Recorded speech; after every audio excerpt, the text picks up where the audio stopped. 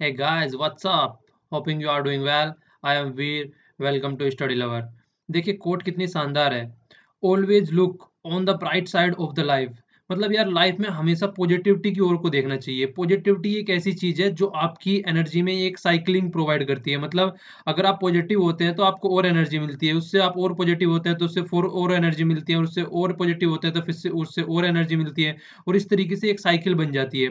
तो हर टाइम अपनी लाइफ में पॉजिटिविटी की ओर देखिए. अगर लाइफ में कभी कुछ गलत चीज हो भी गई है थोड़ी बहुत, तो उनको इग्नोर कीजिए यार. उसको देख के क्यों अपना टाइम और एनर्जी बर्बाद कर रहे हैं. लाइफ में जहां भी आप लोगों ने थोड़ी सी भी अच्छी चीज की है उसके बारे में सोचिए, क्योंकि वो आपको एक पॉजिटिव एनर्जी देगी, और उस पॉजिटिव एनर्जी से आप फर्दर कुछ अच्छा करने के लिए एनकरेज होंगे. तो हमेशा अच्छे काम देखिए लाइफ में. कभी ना कभी तो यार कुछ भी थोड़ा बहुत भी आपके साथ में अच्छा, तो हर एक इंसान के साथ में थोड़ा बहुत तो अच्छा होता ही है किसी ना किसी के वे में. तो उसको खोजिए कि आपके साथ में क्या अच्छा हुआ है. आप कहीं पे हो सकता है बचपन में किसी छोटी क्लास में फर्स्ट डिवीजन आई हो, या फिर कहीं पे किसी कंपटीशन में जीते हो छोटे मोटे में. तो उन चीजों को याद करने की कोशिश कीजिए. वही वो चीज भी आप लोगों ने ही की है, वो भी कंपटीशन या वो मेडल भी आप लोगों को ही मिला है. तो उसको अपने सामने रखिए और हमेशा अपनी पीठ थपथपाइए अगर आप कुछ भी अच्छा करते हैं. अपने आप को शाबाशी दीजिए. लोगों के भरोसे मत रहिए कि कोई और आके आप लोगों को शाबाशी देगा. ओके. तो इस तरीके से अपने आप को खुद को मोटिवेट रखना सीखना है. किसी और के ऊपर एक्सटर्नल फैक्टर के ऊपर डिपेंडेंट नहीं रहना है. ठीक है. तो देखिए हम इकोनॉमिक सर्वे डिस्कस कर रहे थे. तो इकोनॉमिक सर्वे में हम 3 चैप्टर, ये वाले चैप्टर तो लगभग पहले कंप्लीट कर चुके हैं. अब हम थर्ड चैप्टर पे हैं. थर्ड चैप्टर का आधा पार्ट हम कंप्लीट कर चुके हैं, और थर्ड चैप्टर का आधे पार्ट में से हम आधा पोर्शन कंप्लीट कर चुके हैं. यहाँ तक का हमारा कंप्लीट हो चुका है. ठीक है. अब बचे हुए ये 6 पॉइंट बचे हुए हैं. इन 6 पॉइंट को अच्छे से डिस्कस करेंगे. इसके साथ में फॉर्मल और इनफॉर्मल इसके साथ में फॉर्मल और इनफॉर्मल इकोनॉमी देखेंगे, और इसके बाद में क्रॉप पैटर्न देखेंगे थोड़ा इंडिया का क्या होता है, और थोड़ा सा उसके साथ में मतलब अच्छे से आप लोगों को यहाँ पे ग्राफ की देखने को मिलेगा किस तरीके से हमारी इकोनॉमिक ग्राफ के फॉर्म में वर्क कर रही है, जो कि इकोनॉमिक सर्वे में दिया हुआ है. तो ये सारी चीजें हम अच्छे से स्टेप बाय स्टेप्स आज डिस्कस करने जा रहे हैं इस लेक्चर में. तो यहाँ से आज हमारा लेक्चर वो है आगे फॉरवर्ड स्टार्ट होगा. जैसे कि पहले हम जो चीजें कवर कर चुके हैं, अब इससे आगे हम देख रहे हैं. ठीक है ना. तो ये बोल रहे हैं कि early evidence for potential long term benefit. मतलब लॉन्ग टर्म बेनिफिट क्या होने वाले हैं, उसके अर्ली एविडेंस क्या है. तो सबसे पहले तो देखिए यार, ये आपको ये कमेटी का नाम याद रखना है. ये वाटल कमेटी. इसका जो पूरा नाम है, इनका रतन वाटल है ये. ठीक है ना. रतन वाटल जी थे जिनके अंडर में एक कमेटी सेट की गई थी. 11 मेंबर कमेटी थी ये. इस कमेटी के हिसाब से मतलब इसको सेट किस लिए किया गया था, इस कमेटी को इसलिए बनाया गया था ताकि जो हमारी नॉर्मल इकोनॉमी है, उस नॉर्मल इकोनॉमी से हम अपनी इकोनॉमी को डिजिटलाइज फॉर्म में ट्रांसफॉर्म करने की बात कर रहे थे. तो इस कमेटी के थ्रू ये रिपोर्ट लाई गई थी कि मतलब किस तरीके से हम अपनी नॉर्मल इकोनॉमी को हम अपने डिजिटल इकोनॉमी में ट्रांसफॉर्म कर सकते हैं. तो उसके लिए सजेशन देने के लिए वाटल कमेटी सेट की गई थी. तो इसका याद रखिएगा, वाटल कमेटी की डिजिटलाइजेशन ऑफ इंडिया. ठीक है. डिजिटल पेमेंट या कोई भी डिजिटलाइज फॉर्म, उसके थ्रू इसके जो सजेशन आए हैं वाटल कमेटी के थ्रू आए हैं. तो वाटल कमेटी ने एस्टिमेट क्या लगाया था, लगभग 78% ऑफ ऑल कंज्यूमर, मतलब जो पेमेंट करते हैं ऑल कंज्यूमर, लगभग 78% आज की डेट में कैश यूज कर रहे हैं. मतलब देखिए कैश अगर नॉर्मल तरीके से हम लोग सर्च करें या देखें, गांव में देख लीजिए यार, नॉर्मल जो पॉपुलेशन लगभग कितने आदमी शहरों में रहते हैं, तो जितने आदमी शहरों में रहते हैं वो भी आज की डेट में कैश यूज करते हैं, और गांव वाले तो बिल्कुल भी नहीं करते हैं. जो आज की डेट में थोड़े अच्छे खासे पढ़े लिखे हैं वो थोड़ा पेटीएम वगैरह यूज करने लगे हैं, और खासकर डिमोनेटाइजेशन के बाद ज्यादा थोड़ा इसका चाल चलन बढ़ गया है. उससे पहले तो कोई जानता ही नहीं था कि ये सारी चीजें होती क्या है और किस तरीके से इनको यूटिलाइज करना है. इवन आज की डेट में भी बहुत सारे बंदे नहीं जानते हैं कि क्या किस तरीके से ऐप्स को यूज करना है और क्या चीजें करनी है. तो मेनली जो हमारी इकोनॉमी है वो कैश के ऊपर डिपेंडेंट है. तो ये कैश को किस तरीके से डिजिटल फॉर्म में ट्रांसफॉर्म करना है, उसके ऊपर ये वाटल कमेटी सेट हुई थी, रतन वाटल 11 मेंबर कमेटी, और इसने अपना रिपोर्ट सबमिट कर दी है. ठीक है ना.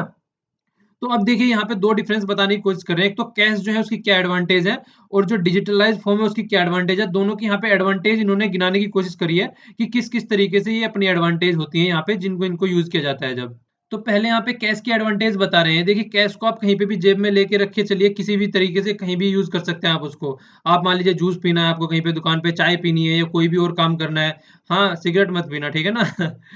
यार सिगरेट वगैरह ये अच्छी चीज नहीं है, सेहत के लिए बहुत इंपैक्ट डालती है. जितना जल्दी हो सके इन चीजों को छोड़िए यार. देखिए आप अगर इन्वायरमेंट को भी देखिए, कितना ज्यादा धुआं अगर दिल्ली में आप लोग रहते हैं किसी मल्टी मतलब इसी तरीके की मतलब मल्टी मिलियन सिटी में रहते हैं जिसमें बहुत ज्यादा पॉपुलेशन है, वहां पे पोल्यूशन इतना ज्यादा है कि वहां पे सिगरेट पीने की जरूरत ही नहीं रहती है, इतनी ज्यादा प्रॉब्लम हो जाती है.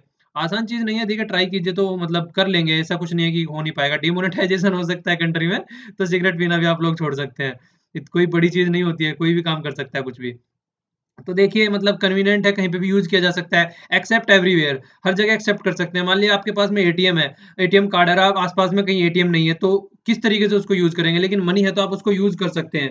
ठीक है, तो इस तरीके से। और देखिए हर एक आदमी उसको, ऑर्डिनरी पीपल कोई भी आदमी कहीं पे भी यूज कर सकता है उसको, कोई भी मतलब सोसाइटी में एक्सेप्टेबल है लार्ज स्केल पे। कोई भी आदमी किसी भी तरीके से उसको यूज कर सकता है, कोई नहीं पूछेगा क्या है भैया, क्योंकि उसके ऊपर लिखा होता है कि मतलब जो मनी है वो बैंक के द्वारा धारक, मतलब उसको अगर आप बैंक में लेके जाएंगे तो आपको उतनी वैल्यू के कुछ भी मिल जाएगा। मतलब बैंक के द्वारा वैलिडेशन होता है उस मनी का, आप ये कह सकते हैं। रिजर्व बैंक ऑफ इंडिया का जो गवर्नर है उसके साइन भी होते हैं उस पे, वो दिखाने के लिए कि इसकी वैलिडिटी कितनी है करेंसी की। और यूज करने की कोई कॉस्ट भी नहीं लगती है, कॉस्ट लेस है। जिस तरीके से आप लोगों ने देखा है कुछ दिनों पहले तक, अब तक अगर आप एटीएम से कहीं बुक वगैरह खरीदने जा रहे हैं, कुछ करने जा रहे हैं, तो वो बोलता था भैया लगभग 2 से 3% एक्स्ट्रा पैसे, एक्स्ट्रा चार्ज घटेगा। तो इसलिए अब तक कॉस्ट भी लगती थी यार, इस वाली मनी पे कॉस्ट थोड़ी ना लगती है। तो बिल्कुल जितने हैं, आप अगर 200 की बुक लेके आ रहे हैं, आप कोई इकोनॉमिक सर्वे खरीद के ला रहे हैं, तो जितने का भी आ रहा है आप उसको ले जाके पैसे दे देंगे कि भैया इकोनॉमिक सर्वे दे दो मुझे।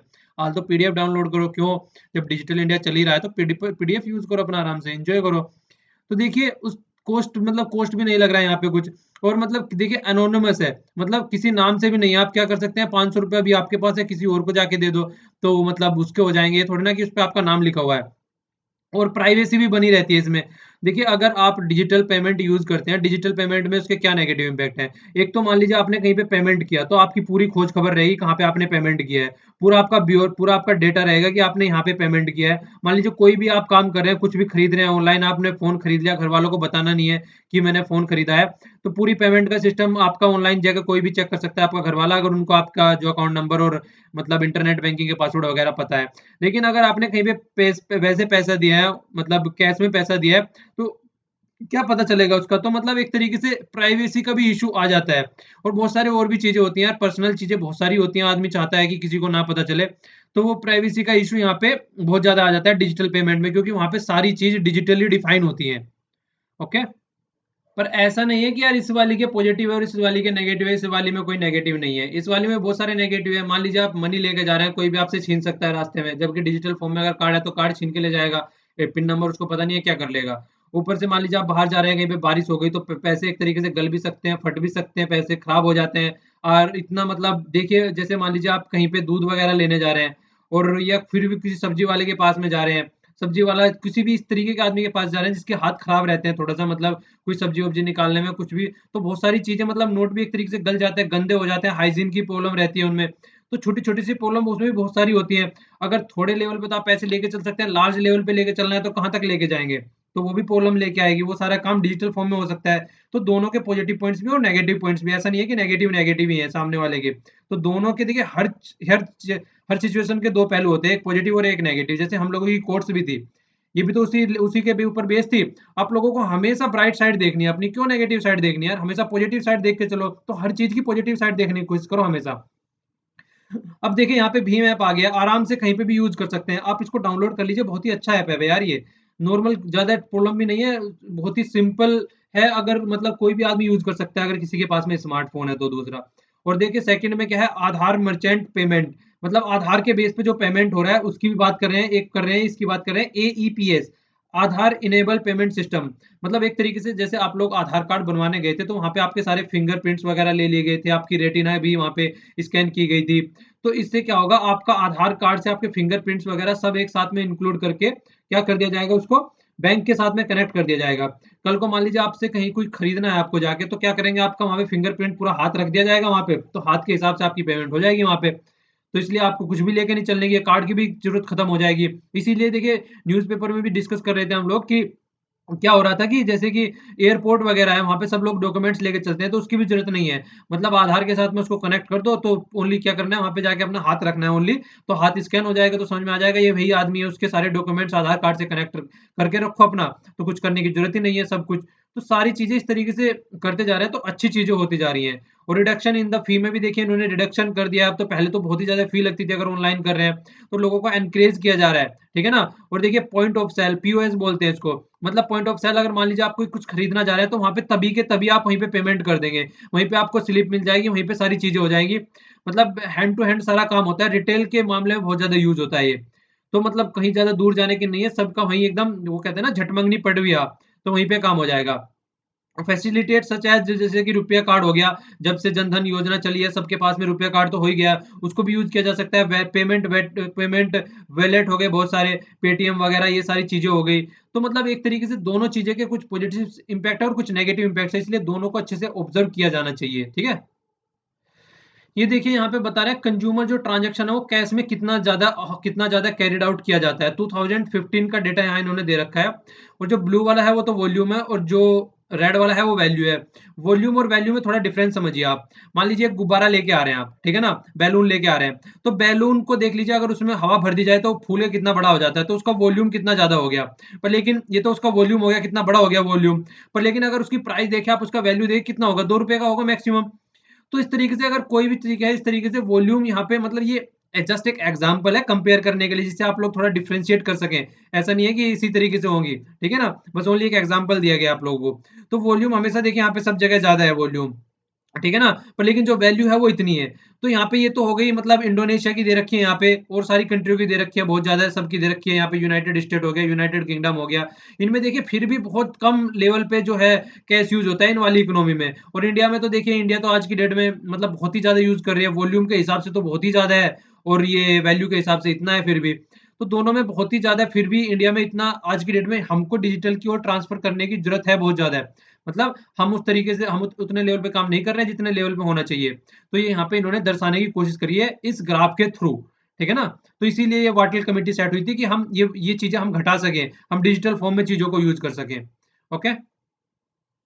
तो आरबीआई ने सर्वे निकाला है, उस आरबीआई के सर्वे के तहत देखिए चीजें बहुत ज्यादा लेवल पे चेंज हो रही हैं, ठीक है ना। एक तो क्या हो रहा है, मतलब 95 बिलियन जो आदमी हैं वो आज की डेट में डिजिटल वॉलेट यूज कर रहे हैं, जैसे पेमेंट हो गया, या फिर कोई पेटीएम हो गया, या फिर कोई और भी है, इस तरीके से बहुत सारे आज की डेट में मार्केट में आ रखे हैं। तो वो सब यूज कर रहे हैं, तो 95 बिलियन ये हुआ है। और यूपीआई, ये यूपीआई क्या होता है, पहले इसके बारे में एक बार बता देता हूँ आप लोगों को थोड़ा। इसकी फुल फॉर्म है यूनिफाइड पेमेंट इंटरफेस, ठीक है ना। ये यूनिफाइड पेमेंट इंटरफेस है, तो एक ऐप है, ये आपको डाउनलोड करना है, अगर आपको जिसको डाउनलोड करना चाहे डाउनलोड कर सकते हैं प्ले स्टोर से। ये बनाया किसके द्वारा गया है, ये national payment corporation of India, national payment corporation of India. ये फाउंड कब हुआ था, 2008 में फाउंड किया गया था, ठीक है ना। ये सारा जो आज की डेट में इंडिया में जितना भी रिटेल का काम होता है, इसके रिटेल का जो भी पेमेंट होता है वो सारा इसके अंडर में आता है, ठीक है ना। तो जो रिटेल का पेमेंट हो रहा है वो सारा इसी के द्वारा देखा जाता है। और इसका हेडक्वार्टर भी आप लोगों को याद रखना है, इसका हेडक्वार्टर कहाँ पे है, मुंबई में। तो मुंबई में इसका हेडक्वार्टर है, जो एनपीसीआई का है। एनपीसीआई की फुल फॉर्म क्या है, national payment corporation of India.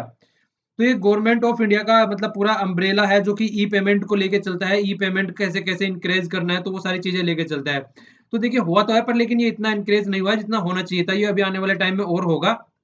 पर लेकिन देखिए जो डेबिट कार्ड है वो कितना यूज हुआ है, छोड़ दीजिए इसको, क्या कहते हैं, रुपया कार्ड और एटीएम के ट्रांजेक्शन को छोड़ दीजिए। जो एक तरीके से यूज किए गए हैं नॉर्मल तरीके से, जो डेबिट यूज किए गए हैं, वो मतलब कार्ड के थ्रू पेमेंट करना, वो सारी चीजें करना, या फिर और भी क्रेडिट कार्ड यूज करना, तो वो बहुत लार्ज स्केल पे हो रहे हैं इनके कंपेयर में, तो इनको भी बढ़ाना है, ये बात कर रहे हैं। और आधार इनेबल पेमेंट सिस्टम वो भी बढ़ा है, जब से 8 नवंबर से डिमोनेटाइजेशन हुआ है। और देखिए एटीएम और रुपए कार्ड तो इम्पैक्ट पड़ेगा ही, क्यों, क्योंकि एटीएम में पैसा नहीं था। जब एटीएम में पैसा नहीं था तो आदमी कैसे एटीएम से पैसा निकाल लेता। तो शॉर्टेज की वजह से एटीएम ये ज्यादा यूज नहीं हुए हैं। पर लेकिन जो ई पेमेंट है वो बहुत ज्यादा बढ़े हैं, लगभग 21% लगभग बढ़ गया है। ये देखिए यहाँ पे दिखाया भी है इन्होंने ग्राफ में, ये ई पेमेंट बहुत ज्यादा बढ़ गया है। जो टोटल आधार इनेबल, मतलब आधार इनेबल्ड की बात कर रहे हैं, जो Aadhaar Aadhaar enabled payment system है उसके बारे में बात कर रहे हैं कि कितना ज्यादा बढ़ा है इसकी वजह से। देखिए ये सारा नॉर्मली क्या है, डिजिटली डिजिटली जितनी चीजें हैं, मतलब डिजिटल सिस्टम के ऊपर फोकस करके चल रहे हैं कि डिजिटली किस तरीके से चीजों को इम्प्रूव करना है। तो वो तो फिर डिजिटली हो गया, डिजिटली कितना इंप्रूव कर रहा है और कितना नहीं कर रहा है, वो सारी चीजें उसके बारे में थी। नेक्स्ट वाला है रियल इस्टेट। देखिए यहाँ पे जो भी हम घर वगैरह बनाते हैं, प्रॉपर्टी डीलिंग वगैरह करते हैं, वो सारा काम इसके अंडर में आता है। यहाँ पे ब्लैक मनी बहुत ज्यादा यूज होती थी। तो उसी के ऊपर बताया गया है कि जिस तरीके से ब्लैक मनी यहाँ पे यूज होती थी, बहुत ही लार्ज स्केल पे होती थी। और देखिए जैसे ही वो डीमोनेटाइजेशन हुआ, यहाँ पे इसकी हालत देखिए क्या हो गई है, जीरो से भी नीचे पहुंच गया है। मतलब इतना ज्यादा एकदम इस पे इम्पैक्ट पड़ा है। क्यों? क्योंकि मैक्सिमम कैश के ऊपर वर्क करता था ये। तो ब्लैक मनी बहुत ही ज्यादा एक्यूमुलेट होती थी, तो ब्लैक मनी खत्म हुई है यहाँ पे। वो टैक्स इवेड करते थे प्रॉपर्टी खरीद के, सारे ऐसे ऐसे काम करके। तो अब क्या हो गया, अब चीजें बहुत अच्छे लेवल पे होनी स्टार्ट हो गई, और जिससे कि ये सारी चीजें जो ब्लैक मनी वगैरह हो गई, या जो भी टैक्स इवेजन करते थे, उन सब पे अब कहीं ना कहीं रोकथाम लगेगी। ठीक है? पर लेकिन रोकथाम लगी, देखिए पेमेंट तो कहीं ना कहीं इफेक्ट होगा ही, तो पेमेंट इफेक्ट होगा तो चीजें फिर से लेके आनी है। और ये अभी टू अर्ली है कि इन चीजों का मैसेज करें कि कितने लेवल पे इम्पैक्ट डालेगा। तो अभी नहीं कह सकते, आने वाले टाइम पे देखते हैं कितना इम्पैक्ट डालेगा ये। और देखिए आज की डेट में भी अगर देख लीजिए, अगर ये रियल इस्टेट बहुत ही जरूरी है। क्यों? क्योंकि देखिए सबको अफोर्डेबल हाउसिंग प्रोवाइड करानी है हम लोगों को। बहुत से आदमी आज की डेट में भी रोड पे सोते हैं, तो यार उनके लिए हम लोगों को कुछ करना है।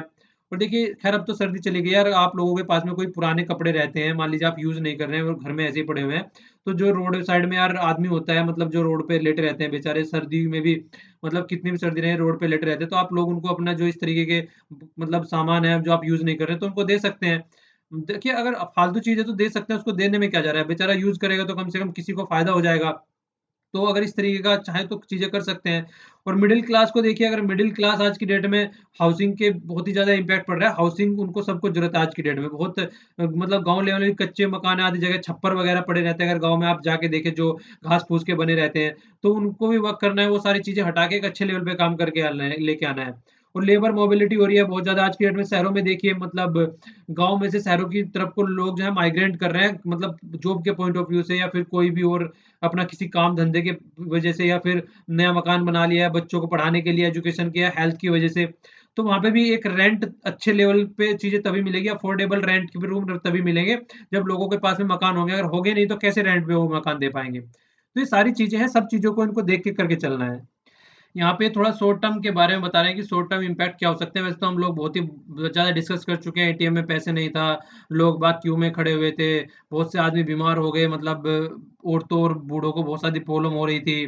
तो बहुत सारी जिनके यहाँ पे शादी थी उनके वहाँ पे बहुत ज्यादा प्रॉब्लम रही है, प्रॉपर मतलब उनको रुपीज नहीं मिल पाई है, पैसा नहीं मिल पाया, उनको बहुत ज्यादा प्रॉब्लम हो गई है। कोई आदमी बीमार था, या कोई बाहर से ट्रेवल करने हुए आया था, उनको इम्पैक्ट पड़े थे। तो वो सारी चीजें बहुत ज्यादा हम लोग पहले भी डिस्कस कर चुके हैं, जब से मतलब चीजें चलती हुई आ रही हैं। तो अभी यहाँ पे कुछ चीज इन्होंने थोड़ी डिफरेंट दे रखी है, देखिए क्या है। सॉरी, मतलब कि यहाँ पे क्या बोला है कि देखिए ये लाइन तो आपको सब जगह लिख सकते हैं, ये तो जब भी आप राइटिंग आंसर राइटिंग स्टार्ट करें, ये लाइन तो आप हर वहां जगह पे इसको लिख सकते हैं। ये क्या बोल रहे हैं कि लॉन्ग टर्म पोटेंशियल है डिमोनेटाइजेशन में, पर शॉर्ट टर्म थोड़ी इकोनॉमी को कॉस्ट हो सकती है, पर लेकिन लॉन्ग टर्म में वो फायदा पहुंचाने वाला है। तो ये चीज यहाँ पे बोल रहे हैं। तो देखिए एक तरीके से अब ये क्या बोल रहे हैं, कैश और नॉन कैश की बात कर रहे हैं कि कैश और नॉन कैश को अगर देखा जाए, तो बहुत ज्यादा जिस जो जो सेक्टर कैश के ऊपर डिपेंड थे, वो सेक्टर बहुत ज्यादा इंपैक्टेड हुए हैं। पर लेकिन जो कैश लेस थे सेक्टर, वहां पे ज्यादा इम्पैक्ट नहीं पड़ा है। मतलब जैसे कि जहाँ पे डिजिटली पेमेंट होता है, जहाँ पे क्रेडिट कार्ड वगैरह यूज किया जाता है, इंटरनेट बैंकिंग यूज करते हैं, तो डीमोनेटाइजेशन की वजह से उस पर ज्यादा इम्पैक्ट नहीं पड़ा है। वो तो प्रॉपर वे में ऐसे भी काम कर रहे हैं जैसे पहले कर रहे थे। पर लेकिन जो कैश के ऊपर डिपेंड थे, जैसे कि अनऑर्गेनाइज सेक्टर में जो जितने भी कैश के ऊपर डिपेंड थे, तो वो ज्यादा मतलब प्रॉब्लम फेस करे हैं एक तरीके से। जो ऑर्गेनाइज सेक्टर होते हैं वो तो मैक्सिमम आराम से चीजें करके ले जा रहे हैं, वहां पे फिर भी पढ़े लिखे आदमी होते हैं, सारा काम प्रॉपर वे में होता है। तो पहले एक बार अनऑर्गेनाइज और ऑर्गेनाइज सेक्टर में थोड़ा डिफरेंस देख लीजिए आप।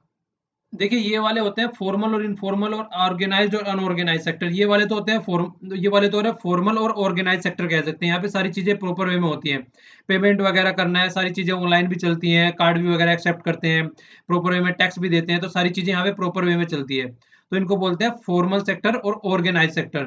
पर लेकिन जो दूसरे वाले सेक्टर है, ये वाले देख लीजिए, अगर कोई बंदा इस तरीके से जूते मतलब गांठ रहा है बैठा हुआ रोड साइड में, एक तो कंप्लीट जो कैश जो पेमेंट होगा वो कैश में होगा, ठीक है, और जो पेमेंट कैश में होगा उसका कुछ पता नहीं रहेगा कहाँ पे रखा जा रहा है, क्या की जा रही है, तो सारी चीजें एक तरीके से अनऑर्गेनाइज रहती है। वो वाले आदमी जो है, ये वाले आदमी एक टाइम ड्यूरेशन होती है कि इतने टाइम से इतने टाइम तक ऑफिस में आना है, इतने टाइम से इतने टाइम तक काम करना है, उसके बाद में निकल जाना है। पर लेकिन ये वाले आदमी जो रहते हैं बेचारों को पूरा दिन दिन बैठे रहते हैं सुबह से शाम तक, फिर भी ऐसा नहीं हो पाता है कि रात को मतलब खाने भर का भी इनका जुगाड़ हो जाए। तो यहाँ पे वो जब चाहे, यहाँ पे जब चाहे उनको मतलब कंपनी की साइड से प्रॉपर छुट्टी मिल सकती है, जब चाहे उनको एक मतलब इंसेंटिव मिलते हैं, उनको एक हेल्थ के अलग से इंश्योरेंस दिए जाते हैं, सारी चीजें उनके बच्चों को एक प्रॉपर वे में सारी चीजें होती हैं, मतलब हेल्थ से रिलेटेड या उनकी एजुकेशन से रिलेटेड कई सारी चीजें दी जाती हैं। पर लेकिन यहाँ पे तो इनको खाना मिल जाए बेचारों को, वही बहुत बड़ी बात होती है। तो इस तरीके से इन दोनों में डिफरेंशिएट किया जाता है और इन दोनों को देखा जाता है कि कौन से इसमें कितने ज़्यादा इम्पैक्ट पड़ रहा है हमारी इकोनॉमी के ऊपर। तो ये चीज़ें यहाँ पे एक्सप्लेन की गई हैं इनफॉर्मल और फॉर्मल सेक्टर के बारे में। तो देखिए यहाँ पे इनको वर्क सिक्योरिटी एन्जॉय करते हैं, इनके पास में मिनिमम वेज होती है, यहाँ पे कुछ पता ही नहीं है कितना मिलेगा, कितना नहीं मिलेगा। इनके पास में वर्क की कोई सिक्योरिटी नहीं होती है और फिक्स्ड आवर होते हैं, यहाँ पे इतने काम आवर करना है, उसका एक पेड होता है, लीव भी होती है, जो उनको छुट्टी मिलती है उसको भी पेड किया जाता है और बहुत सारे मेडिकल इंसेंटिव्स होते हैं, लेकिन यहाँ पे ऐसा कुछ भी नहीं होता है। तो जो सारी चीज़ें बताई हैं मैंने, वही सारी चीज़ें हैं इसमें। तो देखिए दोनों में बहुत बड़ा डिफरेंस होता है, तो इसीलिए मतलब बहुत ज़्यादा इम्पैक्ट जो पड़ा है वो डिमोनेटाइजेशन का, वो अनऑर्गेनाइज़ सेक्टर में पड़ा है। बेचारे जो किसानों के ऊपर बहुत ज़्यादा इम्पैक्ट पड़ा है, जो सब्जी वगैरह बेचते थे, उनकी सब्जी बिकनी बंद हो गई। ऊपर से 2000 का इन्होंने नोट थमा दिया लोगों के हाथ में। अब 2000 का नोट लोगों के हाथ में आ गया, 2000 की ये थोड़ी ना कि उसको कोई ले भी नहीं रहा था मार्केट में, इतनी ज़्यादा प्रॉब्लम हो गई थी। कोई सब्जी लेने जा रहा है, तो मतलब कैसे करे? किसी को दूध लेके आना है, कैसे करे? 100 के अवेलेबल नहीं थे नोट और 500 के और 1000 के वॉश आउट हो गए थे, तो 2000 के नोट का क्या करे आदमी? तो बहुत ज़्यादा प्रॉब्लम हो गई थी उस टाइम पे पर, लेकिन देखिए अब सॉर्ट आउट हो गई हैं चीज़ें, तो आराम-आराम से अब सेटल हो गई हैं। इम्पैक्ट ऑन जीडीपी बहुत ही ज़्यादा इंपॉर्टेंट है, जितना कम स्टार लगा दो, जितना ज़्यादा स्टार लगा दो, उतना कम है इसके ऊपर। इम्पैक्ट ऑन जीडीपी क्या पड़ रहा है? देखिए डिमांड एक तरीके से खत्म हो गई। डिमांड खत्म हो गई तो सप्लाई का कोई मतलब ही नहीं बनता है जब डिमांड खत्म हो गई। जब डिमांड खत्म हो गई तो लोगों के पास में प्राइवेट वेल्थ ही नहीं बची है, तब प्राइवेट वेल्थ नहीं बची है तो प्राइवेट काम कैसे करेंगे? ठीक है? तो डिमांड खत्म हो गई तो सप्लाई भी खत्म हो गई, सप्लाई खत्म हो गई तो मतलब लोगों के पास में मतलब कुछ खरीदने के लिए नहीं बचा तो कैसे खरीदेंगे? तो किसानों को भी बहुत ज़्यादा इम्पैक्ट पड़ा है उसके ऊपर। और एक अनसर्टेनिटी बन गई थी बहुत ज़्यादा। 8 नवंबर को एकदम रात को बताया गया कि ऐसा कुछ होने वाला है, तो किसी को नहीं पता था यार। तो इतने लार्ज स्केल पे इस तरह का काम होगा तो कुछ ना कुछ तो होने वाला है ही है।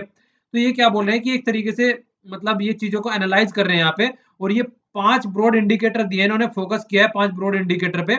ये बोल रहे हैं कि ये तो सब छोटी-छोटी चीज़ें थी, वो तो साइड में कीजिए। जो इंटरेस्ट है वो मैक्रो मतलब माइक्रो नहीं, मैक्रो लार्ज लेवल पे जो हो रहा है उसका असेसमेंट करने की बात कर रहे हैं यहाँ पे। तो उसके लिए 5 ब्रॉड इंडिकेटर दिए हैं। यहाँ पे आप लोगों के लिए बहुत ही ज़्यादा इंपॉर्टेंट क्वेश्चन बन सकता है। प्रीलिम्स में बहुत ही आराम से पूछा जा सकता है। पूछा क्या जा सकता है कि एग्रीकल्चर पे इम्पैक्ट पड़ा है, इसकी वजह से जो राबी क्रॉप है उस पे इम्पैक्ट पड़ा है। मतलब राबी क्रॉप का आप लोगों को ऑप्शन दिया जा सकता है कि डिमोनेटाइजेशन की वजह से राबी क्रॉप की जो सोइंग है मतलब जो बुआई है, बुआई पे इम्पैक्ट पड़ा है और वो घट गई है। ऐसा कुछ आप लोगों को बोला जा सकता है, लेकिन ऐसा कुछ नहीं है। बुआई इसकी बढ़ गई है और ज़्यादा पहले के कंपेयर में और ज़्यादा बोया गया है ये अब की बार। लास्ट ईयर से मतलब जो बोया गया है लगभग 15% रेस्पेक्टिवली टू लास्ट ईयर बढ़ गया है ये। तो देखिए ये बढ़ा है, घटा नहीं है, इसको याद रखिएगा। वो क्यों बढ़ा है, क्यों घटा है, वो यहाँ पे देखिए 1 मिनट। देखिए जो राबी क्रॉप होती है वो हमारी बोई किस टाइम पे जाती है, किस टाइम पे हम खेतों में डालते हैं उसके बीज, ये नवंबर में डालते हैं और 8 नवंबर को डिमोनेटाइजेशन हुआ है और वो भी किसी को पता नहीं था। तो ये तो बोने के लिए सब तैयार थे ना, इनको थोड़ी ना पता है कि डिमोनेटाइजेशन हुआ है। डिमोनेटाइजेशन तो 8 तारीख को हुआ है, तो अब आने वाले टाइम में इम्पैक्ट देखा जाएगा कि इनको फर्टिलाइजर कितना मिलता है, किस तरीके से पानी दे पाते हैं, किस तरीके से वाटर दे पाते हैं और किस तरीके से होने के बाद में जब इनकी फसल तैयार होगी मार्केट में किस तरीके से जा रही है, कौन इसको खरीद रहा है। तो तब देखा जाएगा इम्पैक्ट, इसका हार्वेस्टिंग टाइम पे देखा जाएगा, अभी इम्पैक्ट नहीं देख सकते। तो ये ट्रिकी क्वेश्चन बन सकता है प्रीलिम्स में, याद रखिएगा इसको, ठीक है ना? अब अगर शॉर्ट टर्म में इन चीजों को देखा जाए तो इनडायरेक्ट टैक्स भी घटा है। इनडायरेक्ट टैक्स क्या होता है? जो भी चीजें हम लगाते हैं, मान लीजिए आप दूध की थैली लेके आए, कोई पैकेट लेके आए दूध का, तो अगर आप दूध का पैकेट लेके आ रहे हैं तो दूध के पैकेट मान लीजिए आपका 20 रुपए का टोन लेके आए आप, ठीक है ना? अगर टोन 20 रुपए का लेके आ रहे हैं तो कम से कम मतलब उसमें 10 रुपए का कुछ और होगा, 5 का कुछ होगा, लगा 5 से 7 रुपए उस पर टैक्स होगा। तो अगर वो प्रोडक्ट ही नहीं बिक रहा है मार्केट में, अगर वो प्रोडक्ट नहीं बेच पा रहे हैं मार्केट में, तो टैक्स कहाँ से आएगा? तो इनडायरेक्ट टैक्स, बिस्किट आप लेते हैं, बिस्किट के ऊपर आप लोग बोल सकते हैं वो चीजें, कुछ भी लेते हैं यार इनडायरेक्ट टैक्स लगता है, तो वो भी कहीं ना कहीं कम होगा।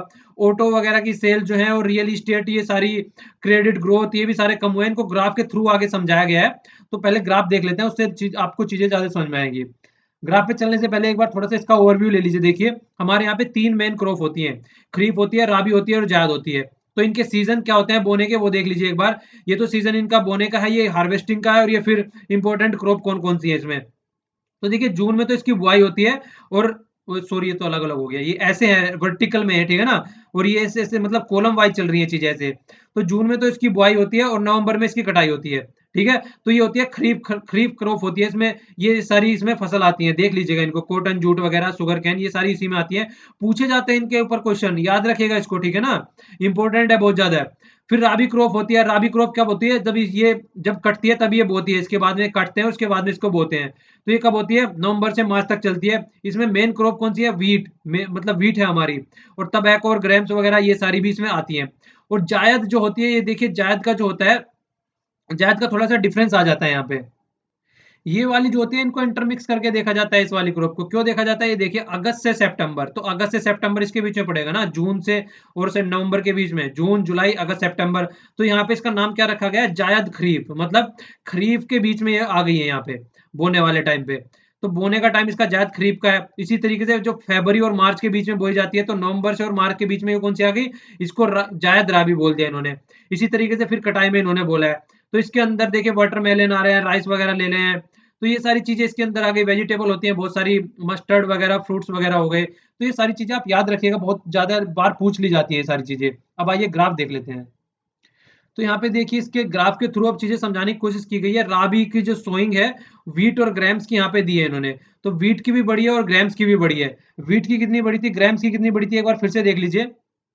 ये देख लीजिए यहाँ पे जो वीट की थी, एक तरीके से कहाँ था ये, एग्रीकल्चर क्रॉप, देखिए वीट की जो है वो 7% बड़ी थी, और जो पल्सिस और ग्राम्स वगैरह चने होते हैं उनकी जो बड़ी थी, कितनी बड़ी थी, लगभग 15% रेस्पेक्टिवली, तो इतनी बड़ी है यहाँ पे, तो दोनों को जो बढ़ा हुआ यहाँ पे दिखाया गया है। ये देखिए जो अब के वाला है, ये ब्लैक वाला है, डार्क ब्लैक वाला है 2016-17 का, और यहाँ पे भी 16-17 का ब्लैक वाला है, तो दोनों में ब्लैक वाला सबसे ऊपर है, तो इसका मतलब ग्राफ जो है वो ऊपर जा रहा है, तो इसका मतलब बढ़ा है दोनों का। तो ये चीजें देखिए, आगे वाले ग्राफ में देखिए, ये वाले ग्राफ में देखिए जो growth in the indirect tax, indirect tax वो सारी चीजें घट गई हैं, तो इनडायरेक्ट टैक्स में ग्रोथ कहां से बढ़ेगा, तो एक्सरसाइज एक्साइज सर्विस और नॉन कंज्यूमर इनडायरेक्ट टैक्स, तो सारे जो नॉन कस्टम्स इनडायरेक्ट टैक्स, तो सारे जो है वो घटे हैं, ये देखिए सारे धरती में आगे गिर गए हैं। तो सारी चीजें घट रही है, क्यों घट रही है, क्योंकि मार्केट में डिमांड नहीं है, सप्लाई नहीं है, डिमांड सप्लाई नहीं है, तो टैक्स कहां से लगेगा, फिर चीजें खरीदी बेची नहीं जाएंगी, तो इनका क्या मतलब हो गया फिर टैक्स का। ऑटोमोबाइल सेक्टर में ले लीजिए, ये भी सारे घटके यहाँ पे आ गए हैं, टू व्हीलर ले लीजिए या फिर मीडियम और हैवी कमर्शियल व्हीकल ले लीजिए, पैसेंजर कार ले लीजिए, जो भी है सारी चीजें, सारी तीनों की तीनों देखिए घट गई हैं, किसी ने सबने खरीदना बंद कर दिया, क्योंकि लोगों के पास में पैसे नहीं थे, बेचारे खरीदते कहाँ से। रियल इस्टेट में देख लीजिए, मतलब जो लॉन्च है, जो नए लॉन्च करने जा रहे हैं उनकी तो कहानी खत्म हो गई थी, वो तो कोई कर ही नहीं रहा था। सेल जो बेचने बेचने वाले लोगों के पास में पैसा ही नहीं था, तो खरीदे कहाँ से। पर प्राइस फिक्स है, देखिए ये भी आप लोगों से पूछा जा सकता है, प्राइस ज्यादा घटे बड़े नहीं है, क्यों, क्योंकि यार ये थोड़ी ना है कि मतलब लोग बागों ने बेचना बंद कर दिया, उन्होंने खरीदना बंद कर दिया, इसका मतलब ये थोड़ी ना कि वो बिल्कुल प्राइस नीचे ला के इनको बेचेंगे कि भैया ले लो आप। तो वो तो सब अपना वेट और वॉच वाली सिचुएशन में आ गई कि थोड़े बाद टाइम देखो, वेट करते हैं, उसके बाद में जो है चीजें सही होने लगेंगी, उसके बाद में फिर से अपना उसी लेवल पे चीज आ जाएंगी, और हुआ भी वही है, फिर से आके चीजें अपना प्रॉपर वे में चलनी स्टार्ट हो गई है। तो ये ग्राफ हो गया, मतलब रियल इस्टेट का, जो कि प्राइस उसके चल रहे हैं, तो उसके बेस पे हो गया ये, ठीक है ना। तो क्रेडिट ही कहाँ किसी से लोगों को मिलेगा, यहाँ पे रेट मतलब रियल क्रेडिट ग्रोथ की बात की गई है। क्रेडिट ग्रोथ भी देखिए यार, नॉर्मल देख, नॉर्मल नॉर्मल सा फंडा आपको क्या याद रखना है, जहां पे भी ये चीजें आएंगी, मतलब कैश से रिलेटेड चीजें आएंगी, वहां पे मैक्सिमम जगह मतलब चीजें घटी ही है, कहीं भी आप लोगों को बढ़ी हुई नहीं दिखेगी, ठीक है ना। अगर कोई पुराना डिसाइड कर रखा है करना है, और एकदम ये इन्होंने कर दिया, जैसे कि वो उसकी गेहूं वाली खेती की बात चल रही थी, बुआई वगैरह की, तो वो चीजें आप एक बार को बोल सकते हैं, क्यों, क्योंकि वो पहले से डिसाइड कर रखी है और उनको कुछ पता नहीं था कि डिमोनेटाइजेशन होने वाला है। नॉर्मल एक ओवरव्यू है, वो सारी चीजें घट ही रही हैं, वो याद रखिएगा आप लोग। अब मनी के रीडिस्ट्रीब्यूशन की बात कर रहे हैं, देखिए यहाँ पे रीडिस्ट्रीब्यूशन का, जैसे आप लोगों ने प्रधानमंत्री जी के भाषण में भी सुना होगा, उन्होंने बोला था कि मैं सबके अकाउंट में 15-15 लाख रुपए पहुंचा दूंगा। अब ये थोड़ी ना पता था कि इस तरीके से पहुंचाएंगे वो, तो खैर ये तो जोक है। तो देखिए जो ब्लैक मनी है, रीडिस्ट्रीब्यूशन की बात इन्होंने करी है, एक तरीके से जिन आदमियों के पास में ब्लैक मनी थी, उन्होंने क्या किया, जो छोटे आदमी है, या फिर रिक्शा वाले हो गए, या फिर कोई भी उस तरीके का आदमी हो गया, जो अब जो पैसे के मामले में उनसे कम है, ठीक है ना, वैसे जात पात के हिसाब से नहीं बोल रहा हूँ मैं, छोटे, वैसे कोई छोटा बड़ा नहीं है, सब सब में एक ही तरीके का खून होता है, सब में एक ही तरीके की जान होती है, एक ही तरीके से सब पैदा होते हैं, एक ही तरीके से सब मरते हैं, तो वो छोटा बड़ा है, मैं कभी फर्क नहीं करता हूँ, ठीक है। तो यहाँ पे पैसे की बात चल रही है, जो अमीर और गरीब है, तो देखिए जिसके पास में बहुत ज्यादा ब्लैक मनी थी, उसने क्या किया, जो जो आदमी थे, गरीब आदमी थे, उनको खरीदा, मतलब क्यू में खड़ा होने के लिए, उनके पैसे चेंज करवाने के लिए, तो उससे क्या हुआ, बहुत सारे आदमियों को वेल्थ ट्रांसफर हुई है उससे, तो ये भी एक पॉजिटिव इंपैक्ट हुआ है कि उनके हाथ में भी वेल्थ गई है, कुछ जो नेगेटिव थी, जो ब्लैक मनी थी, उसको भले ही ट्रांसफर के उसमें हुई हो, मतलब चेंज करवाने के वे में हुई है, पर लेकिन गई तो है उनके पास, उनके हाथ में। और रीडिस्ट्रीब्यूशन की वजह से देखिए क्या हुआ है, जो प्राइवेट पैसा था, जो मान लीजिए आपके और हमारे हाथ में जो पैसा था, वो सारा गवर्नमेंट के पास में पहुंच गया है। अब गवर्नमेंट के ऊपर डिपेंड है कि उसको किस तरीके से रेस्पॉन्ड करती है, आने वाले टाइम में फिजिकल स्टिमुलस बढ़ता है, या किस तरीके से चीजें मतलब ये करती है, किस तरीके से इंपैक्ट डलेगा, तो वो सारी चीजें अलग तरीके से देखी जाएंगी। तो डिमोनेटाइजेशन का जो इफेक्ट है, वो फिजिकल अकाउंट पे किस तरीके से देखने को मिलेगा, उसके बारे में ये बता रहे हैं। तो देखिए अगर इनके पास में पैसा आ गया गवर्नमेंट के, तो गवर्नमेंट के पास में खूब पैसा है, अब किस तरीके से गवर्नमेंट उस कैश को रिटर्न कर रही है, कैश की फॉर्म में किस तरीके से वापस जा रहा है, उन सब चीजों से देखा जाएगा। तो ये क्या बोलेंगे, थ्री नेगेटिव इंपैक्ट भी है इसके, जो ये चीजें कर रहे हैं, उसके 3 नेगेटिव इम्पैक्ट ये एक्सप्लेन करने की कोशिश कर रहे हैं। यहाँ पे देखो इनको एक बार। और जैसे मैंने आप लोगों को कल भी बताया था, नॉर्मल कंट्रियों में जैसे डिमोनेटाइजेशन हुआ है, वहां पे डिमोनेटाइजेशन हाइपर इन्फ्लेशन की वजह से, या फिर मतलब जो इकोनॉमी है बहुत ही ज्यादा डामाडोल हो जाती है, या फिर कोई वार लाइक सिचुएशन हो जाती है, तो उन बहुत ज्यादा नेगेटिव सिचुएशन में कहीं पे भी डिमोनेटाइजेशन का स्टेप्स लिया गया। पर लेकिन इंडिया में एक हेल्दी इकोनॉमी, अच्छे लेवल पे चलती चलती इकोनॉमी में डिमोनेटाइजेशन कर दिया गया है। तो इसके लिए भी क्रिटिसाइज किया गया था। इवन अमर्त्य सेन जैसे इकोनॉमिस्ट ने भी, और रघुराम राजन जैसे इकोनॉमिस्ट ने, सब ने क्रिटिसाइज किया था और स्टेप्स लेने को गवर्नमेंट को मना किया था। ओके। और देखिए प्रिंटिंग कॉस्ट यार, इतने हजार करोड़ों में नोट छप रहे हैं, तो प्रिंटिंग कॉस्ट उनकी आनी आनी है, तो ये बर्डन पड़ रहा है, नेगेटिव इंपैक्ट दिखा रहे हैं कि कैश के नेगेटिव इंपैक्ट है। ऊपर से जो स्टेबलाइजेशन है कहीं ना कहीं वो खत्म हो चुकी है बैंकिंग सिस्टम में। मतलब हो सकता है कि अगर ये चीजें इसी तरीके से ढंग से चीजें इंप्लीमेंट नहीं की जाए, तो लोग फिर से अपना पैसा इकट्ठा करके रखने लगे। अगर बैंकिंग सिस्टम में उनका विश्वास उठना स्टार्ट हो गया, तो नेगेटिव डायरेक्शन में सारी चीजें चली जाएंगी, तो लोग बाग क्या करेंगे, फिर से अपना पैसा जमा करना स्टार्ट कर देंगे। तो मतलब बैंकिंग सिस्टम में ट्रस्ट बना रहना चाहिए। और देखिए जीडीपी तो कम से कम वो तो घटी ही है, ठीक है। नॉमिनल जीडीपी मतलब ये तो डिक्लाइन हुई है, ये सारी चीजें मैं पीछे एक्सप्लेन कर चुका हूँ, ठीक है। और कॉर्पोरेट टैक्स, इनडायरेक्ट टैक्स, ये सारी चीजें मैं एक्सप्लेन कर चुका हूँ अभी पीछे। देखिए चीजें रिपीटेडली आती रहेंगी, क्योंकि डिमोनेटाइजेशन है तो वही सारे इंपैक्ट पड़ रहा है, वही सारी हो रही है। पर लेकिन रिपीटेडली आते आते आपके माइंड में क्लियरिटी इतनी ज्यादा हो जाएगी कि आप कहीं पे भी जाके किसी भी तरीके का आंसर लिख पाएंगे फिर। अब डिमोनेटाइजेशन की वजह से मार्कर ऑफ सक्सेस बता रहे हैं कि सक्सेस क्या क्या मिली है, लॉन्ग टर्म बेनिफिट क्या क्या होने वाले हैं। देखिए सबसे बड़ी बात तो डिजिटल पेमेंट हो गया स्टार्ट। अब लोग बाग डिजिटली पेमेंट करेंगे तो सारी चीजें एक प्रॉपर वे में काउंटेड रहेंगी, पता रहेगा कहाँ पे कितना पैसा जा रहा है। Cash to GDP ratio, cash जो है जीडीपी में, मतलब मार्केट में जो है वो कैश घटेगा, जब डिजिटल पे जाएंगे नॉर्मल सी बात है कैश घटेगा। जब कैश घटेगा तो लोग, बोला जा रहा है कि डिक्लाइन लगभग परमानेंटली कितना हो गया, 2% तो लगभग डिक्लाइन हो ही गया है कैश टू जीडीपी रेशो, और आने वाले टाइम में और अच्छे से डिक्लाइन हो गई है। तो बहुत लार्ज स्केल का इम्पैक्ट है ये, ठीक है। और सबसे इंपॉर्टेंट बोल रहे हैं, देखिए लोगों में जो होना चाहिए सबसे, जो इसकी बात चल रही है वो टैक्स की बात चल रही है। अब लोग जो है वो टैक्स पे करेंगे, और टैक्स के लिए देखिए अब नए आदमियों को जिन पर टैक्स लगाया गया है, तो उसके बेस पे चीजें बोल रहे हैं कि किस तरीके से उसको हैंडल करके चलना है। जो नए नए आदमी ये बोल रहे हैं कि number of new income tax जब आए हैं, अब बहुत सारे ज्यादा, देखिए जिन्होंने आज तक टैक्स नहीं पे करा था उन सब ने भी टैक्स पे कर दिया है। और देखिए अरुण जेटली जी जब हमारा फाइनेंस, मतलब स्टेटमेंट, और जिसको बजट बोलते हैं हम लोग, जब वो बजट रख रहे थे पार्लियामेंट में, उन्होंने बहुत सारी चीजें बोली हैं। ये उन्होंने सारे अपने कुछ पॉइंट्स दिए थे उसमें, मतलब बता रहे थे कि देखिए इतने आदमी जो है, मतलब इतने से इतने आदमी, नंबर ऑफ टैक्स पेयर बता रहे हैं ये, ओनली इतने आदमी, पॉपुलेशन कितनी ज्यादा है हम लोगों की, ये लाख में चल रहे हैं ओनली यहाँ पे, ठीक है। ये क्या कह रहे हैं कि 0 से 2.5 के बीच में इतने आदमी टैक्स पे करते हैं, इतने आदमी, ठीक है ना। टोटल इनकम बताते हैं ये। तो देखिए ये सारे इन्होंने डेटा दिए हैं, उन सारे डेटा को उन्होंने रिलीज करते हुए बोला भी था, मतलब हंसते हंसते बोले भी थे वो, जब वो डेटा रिलीज कर रहे थे, कि देखिए ये 10 लाख से प्लस जो इनकम है वो ओनली इतने आदमी दिखाते हैं यहाँ पे। इतने आदमी ओनली इनकम दिखा रहे हैं 10 लाख से प्लस इनकम, और जबकि पता नहीं कितने करोड़ों आदमी हर साल, मतलब हनीमून बनाने देख लो, या फिर वो अपनी छुट्टियां बनाने देख लो, कितनी दुनिया भर के आदमी बाहर जाते हैं, मतलब एरोप्लेन में यात्रा करते हैं, और दुनिया भर की कारें खरीदी जाती हैं, लग्जरीज हाउस खरीदे जाते हैं, और इनकम देखे 10 लाख से ज्यादा ओनली इतनों की है। तो सब कुछ ब्लैक मनी के बेस पे चल रहा है। तो वो चीजें यहाँ पे शो करने की गई है कि आज इनको पता चल चुका है कम से कम कितनी ब्लैक मनी और कितनी व्हाइट मनी है, क्योंकि पैसा इनके हाथ में आ चुका है। अब कितने अकाउंट में कितना पैसा ट्रांसफर हुआ है, अब इनके पास में पूरी इंफॉर्मेशन, डेटा अवेलेबल है। अब यहाँ पे आप लोगों को पूरा जिस्ट मिल जाएगा एक जगह, मतलब पूरा यहाँ पे एक तरीके से ये लास्ट वाला कंक्लूजन वाला पार्ट स्टार्ट हो गया, तो ये कंक्लूड कर रहे हैं अब चीजों को, ठीक है। तो कंक्लूड करने में क्या कह रहे हैं कि देखिए, जो आप एक तरीके से बोला गया कि maximising long term benefit and minimising short term cost, तो उसके लिए बोल रहे हैं। तो मोस्ट इंपॉर्टेंट डिफर्ट क्या है कि देखिए, जो फास्टर जितना कर सकते हैं, जो डिमोनेटाइजेशन हुआ है उसको फिर से रिमोनेटाइजेशन करना है। तो सबसे बड़ी बात तो है कि मनी जो है वापसी आनी है लोगों के हाथ में, लोगों के हाथ में से मनी खत्म हो चुकी है। और ये सजेशन भी दे रहे हैं कि एक्चुअल डिमांड को फॉलो करके चलना है, ये नहीं कि आप ऑफिशियल एस्टिमेट लगाओ कि कितनी होनी चाहिए कितनी नहीं होनी चाहिए, और फिर से उसमें सोसाइटी में कैओस वो मतलब अवेलेबल हो जाए। मतलब डिजायरेबल डिमांड नहीं, एक्चुअल डिमांड कितनी है उस पर फोकस करके चलना है।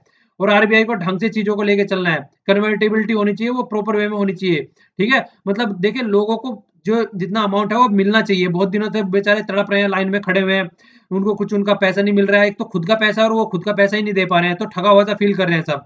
तो कॉन्फिडेंस अगर उनको रखना है बना के, बैंकिंग सिस्टम में कॉन्फिडेंस बना के रखना है, तो उनको एक प्रॉपर वे में काम करना पड़ेगा, ढंग से काम करना पड़ेगा। जितना डिमोनेटाइजेशन है उसको रिमोनेटाइजेशन करो जल्दी से जल्दी, और कन्वर्टेबिलिटी ऑफ इन कैश करो जल्दी से जल्दी, लोगों के हाथ में मनी होनी चाहिए। तभी चीजें प्रॉपर वे में हो पाएगी। ठीक है, तो ये इसको बोल रहे हैं। देखिए आगे क्या बोल रहे हैं कि proportion of the low denomination note होने चाहिए, मतलब 2-2 हजार के आप लोगों ने लगा दिए, इतने हायर नोट लगा दिए, तो अब थोड़ा लो डिनोमिनेशन नोट भी लेके आओ। तो लो डिनोमिनेशन रेट रहेंगे तो लोग अपना व्यापार वगैरह जो भी उन लोगों को करना है वो ढंग से कर पाएंगे। और आगे क्या एक्सप्लेन कर रहे हैं, आगे बोल रहे हैं कि जो डिजिटलाइजेशन हुआ है ये मीडियम टर्म, मतलब मीडियम टर्म आपको प्रेरणा देनी चाहिए। डिजिटलाइजेशन जो आप करने जा रहे हैं वो कंटिन्यू रहना चाहिए, ये नहीं कि अब आगे आने वाले टाइम में डिजिटलाइजेशन जो कर रहे हैं उसको बंद कर दें। तो आपको इससे प्रेरणा लेनी चाहिए जो आपको अभी चीजें आप लोगों ने की है। और डिजिटलाइजेशन इज नॉट ए पिनेशिया, मतलब सॉल्यूशन नहीं है सब चीजों का। कैश भी रहना ही रहना है, कोई भी चीज ऐसी नहीं है कि कंप्लीटली आप वॉश आउट कर दें कैश। कोई कितनी भी अच्छी इकोनॉमी क्यों ना हो वहां पे कैश भी रहता है, पर यह है कि आपको चीजें कंपेरेटिवली कम करनी है, मतलब कैश कम करना है और डिजिटल फॉर्म में ज्यादा करना है, पर लेकिन अवेलेबल दोनों रहेंगे। ओके। और जो डिजिटलाइजेशन करना है वो ग्रेजुअली करना है, लोगों पे थोप नहीं देना है कि बस बता दिया कि कल से कोई भी आदमी कैश यूज नहीं करेगा, कल से सब वो करना स्टार्ट कर देंगे जिस तरीके से डिमोनेटाइजेशन हुआ है। तो लोगों के बिहेवियर में चेंज होना है आराम आराम से। और अगर आप लोगों को ट्रस्ट बना के रखना है डिजिटल पेमेंट में तो साइबर सिक्योरिटी प्रोवाइड करानी पड़ेगी। ये नहीं कि लोगों के अकाउंट में से पैसे इधर उधर हो जा रहे हैं, आप लोगों को पता नहीं चल रहा है कि कहाँ चले गए सारे। तो तभी अगर लोगों को में ट्रस्ट जगेगा तभी लोगों का बिहेवियर चेंज होगा, और लोगों का बिहेवियर चेंज होगा तो लोग बाग इसको करने के बारे में सोचेंगे। जब तक आपका ट्रस्ट नहीं गेन कर पाएंगे तब तक चीजें नहीं हो पाएंगी। अब ये 5 बहुत अच्छे सजेशन दे रहे हैं जिसको आप इंप्लीमेंट कर सकते हैं तो चीजें और अच्छे लेवल पे होएगी। वो क्या है, जीएसटी के अंदर कवरेज करने के लिए बोल रहे हैं, किस चीज को, लैंड को और इमूवेबल प्रॉपर्टी को। क्यों, देखिए लैंड में ही बहुत ज्यादा चीजें होती हैं जो ब्लैक मनी का काम किया जाता है। जितने भी रियल इस्टेट वाले फंडे हो गए ये सारे इसी के अंदर आते हैं। तो जीएसटी के अंदर रखो उसको, ये बात कर रहे हैं। जीएसटी के अंदर रखेंगे तो इसको प्रॉपर वे में हैंडल किया जाएगा। ठीक है। और इंडिविजुअल इनकम टैक्स और स्टेट स्टैंप ड्यूटी जो होती है उनको कम करो। अगर इनकम टैक्स कम होगा, देखिए अगर दो एक काम कर सकते हैं, मान लीजिए इन्होंने इनकम टैक्स कम कर दिया, तो इनकम टैक्स कम करो और पेनल्टी ज्यादा करो। तो लोग बाग क्या करेंगे, अगर इनकम टैक्स आप कम कर रहे हैं तो लोग बाग क्या करेंगे कि इनकम टैक्स देने की सोचेंगे। अगर वो नहीं देंगे तो पेनल्टी इतनी ज्यादा रख दो कि अगर नहीं दे रहे हैं तो तब बहुत ज्यादा लगेगी, पर लेकिन इनकम टैक्स बहुत बहुत कम देना पड़ेगा। ठीक है। तो उस तरीके से क्या होगा, तो एक बेस बहुत बड़ा हो जाएगा इनकम टैक्स का। तो इनकम टैक्स का बेस बड़ा करना चाहिए एक तरीके से इनकम टैक्स का। तो ग्रेजुअली बड़ा होगा इस तरीके से, जब वो इस तरीके की चीजें, इस तरीके के अरेंजमेंट लेके चलेंगे। ठीक है।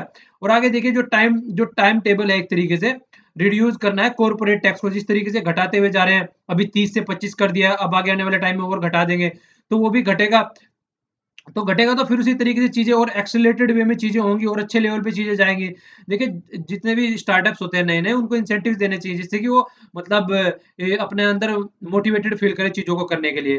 टैक्स एडमिनिस्ट्रेशन अब अच्छा हो गई जब सब चीजें आ जाएंगी। ठीक है। और ये बोल रहे हैं कि जितने नए आदमी टैक्स के अंडर में आएंगे उनको जो आपके इनकम टैक्स ऑफिसर है वो हरास ना करें, उनको जाके पता चला डेली उनको जाके दरवाजा खटखटा रहे हैं, हाँ भैया आपने ये किया था, आपने ये किया था। तो उससे लोगों में प्रॉब्लम क्रिएट हो जाएगी, तो वो चीजें आपको कम करनी है। तो अब आगे आने वाले टाइम में देखिए जब जीएसटी इंप्लीमेंट करेंगे तो आपके पास में हर एक इंडिविजुअल के रिलेटेड बहुत सारा डेटा अवेलेबल होगा, इन्फॉर्मेशन अवेलेबल होगी। डायरेक्ट इनडायरेक्ट टैक्स में भी आप डिफरेंशिएट अच्छे से कर पाएंगे। और सेंटर, मतलब एक तरीके से सेंटर और स्टेट के साथ में जो चीजें चल रही हैं उनको भी आप डिफरेंशिएट कर पाएंगे, क्योंकि वो सारी चीजें आप जीएसटी के थ्रू करके चल रहे हैं। जीएसटी में सारी चीजें कवर कर रखी हैं, तो वो एक अच्छे लेवल पे इंप्लीमेंट हो पाएंगी। आप डिजिटल फॉर्म में जा सकते हैं, बिग डेटा अवेलेबल रहेगा सारी चीजों से लेके, और टैक्स एडमिनिस्ट्रेशन में रिफॉर्म की बात चल रही है तो वो सारी चीजें भी होंगी, तो सारी चीजें आराम से फिर अच्छे लेवल पे हो जाएंगी। ओके। और देखिए प्रीलिम्स के नाम पे बहुत, प्रीलिम्स के बेस पे बहुत ही ज्यादा इंपॉर्टेंट क्वेश्चन है। डिमोनेटाइजेशन इंडिया में हुआ है 2016 में, 8 नवंबर को डिमोनेटाइजेशन हुआ है। 2016 में ही वेनेजुला में हुआ है और 2015 में ग्रीस में हुआ था। ठीक है। तो ये याद रखना बहुत ही ज्यादा इंपॉर्टेंट है, इसको तो याद रखना है वेनेजुला को। तो वेनेजुला में हुआ था इन्फ्लेशन को कर्ब करने के लिए। ठीक है। तो जो पब्लिक में अनरेस्ट हो गया था, फिर उसकी वजह से इन्होंने बहुत ही ज्यादा प्रॉब्लम क्रिएट हो गई थी वेनेजुला में। ओके। एक बार इसका मैप में भी देख लीजिए आप लोग कहाँ पे पढ़ते हैं दोनों। ये देखिए ये यहाँ पे हो गया वेनेजुला, ये वाला यहाँ पे वेनेजुला हो गया, और ये यहाँ पे ग्रीस हो गया। तो दोनों में डिमोनेटाइजेशन हुआ है, यहाँ पे 2015 में हुआ है, यहाँ पे 2016 में हुआ है। ये साउथ अमेरिका में पड़ता है। ठीक है। तो इस दोनों को आपको याद रखना है, और कोई भी इनसे रिलेटेड क्वेश्चन आता है तो उसका आंसर आप लोग दे सके।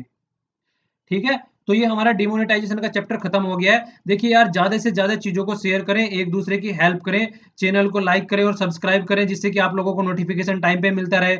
और लर्निंग का देखिए कोई भी प्राइस नहीं होता है यार, लर्निंग प्राइसलेस है। और आप अगर कुछ भी कर रहे हैं ना, एक candle lose nothing by lightning another candle. आप अगर किसी की हेल्प कर रहे हैं तो आपको कुछ नहीं बिगड़ेगा, दूसरे को बहुत कुछ सीखने को मिल सकता है।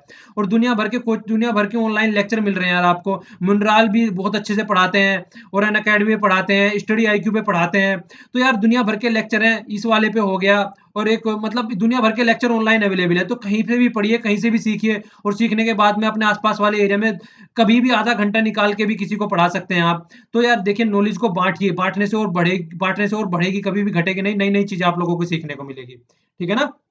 तो लाइक और सब्सक्राइब कीजिए, और जितना ज्यादा शेयर कर सकते हैं उतना ज्यादा शेयर कीजिए, और मोटिवेटेड रहिए और एंजॉय कीजिए लाइफ को, छोटी सी लाइफ है यार, एंजॉय करो। ठीक है, परेशान नहीं रहना है। Thanks a lot for listening. जय हिंद।